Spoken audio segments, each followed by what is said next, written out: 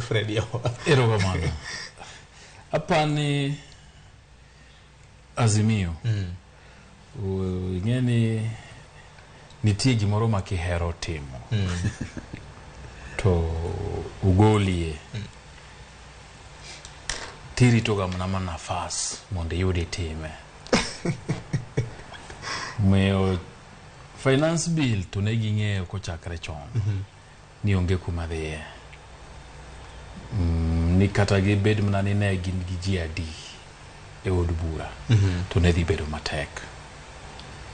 kiparo ka Raila Odinga loso toi market chieng' mani go bura mar report mar finance bill to nowacho ni hiyo finance bill watapitisha huko lakini wakishapitisha nitarudi niwaambie ni nini tutafanya negiseng'eyo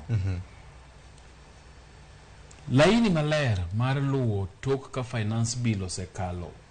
e od bura en dhi e doho mondo chunge mondo ugolie neno moromo gimomiyo rach gimomiyo nyaka tim ang'o nyaka chunge so kata bed mana Azimio wacho ni ji kiny no dhi kamkunji mondo kaka yo dho Martha Karua wacho ni mondo wane kaka wabro dak kiwan doho ema nyaka ngidhi mondo gichunga ng'owa finance bill yor doho no kende en nafas magingo nikech adira makende en ni od bura nogo e kura mokalo od bura 180 gi wiye nogo kura koyie kode to karibu 80 bendo go kura kawacho no koyie kode an penjo na maduong' vioje en ni to Kweth mar Azimio nyaka gipenjre nyaka gidog chien ni to gini ji adi e od bura tang'o miyo ji manogo kura ka kwedo finance bill gin mana ji 80 gi wiye jomoko no dhi kanye nikech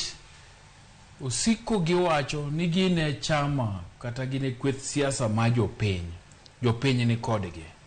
to kochopo kuma koro japiny ne nie gigeno kodgi to ng'igi ne onge moko bende nogo kura ne finance bill nyaka gigore peksen ma gipenjre ni tang'o motimore momiyo sigana moro nyoro nyewan gi Ramogi TV kama nyotim gi Walter Nyambaga manye temo penjo go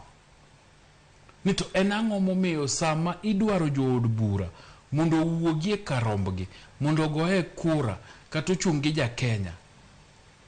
to Kweth Azimio yudo kaka ji tin ema nitie nyawan gi sigana no nyoro ma penjo go emomiyo Azimio kata bed nani koro giwacho ni gidwa dhi kamkunji to kamkunji wakia kata gibro luongo maandamano kata gibiluongo to gibende nyaka gibedie piny ma gipenjore ni to shida ni